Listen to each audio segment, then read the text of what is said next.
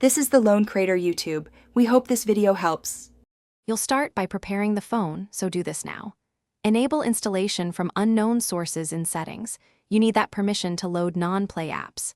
Make sure Android 8.0 or later is running, and the device has at least 2 GB RAM so it can handle additional store components. Charge the battery above 30% and connect to stable Wi-Fi because downloads are large.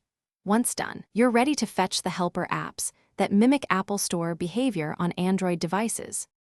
Next, you'll install the necessary helper apps. This is the complex middle step. Download the installer APK, a device helper that provides compatibility, and a certificate manager. Install them in that order so dependencies register correctly.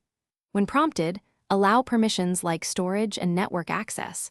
Without them, the apps can't fetch resources. Make sure to verify app signatures and accept any root or accessibility prompts only if you trust the source. Once these components are in place, the Apple Store interface will be able to run. Finally, configure and test the setup to complete the process.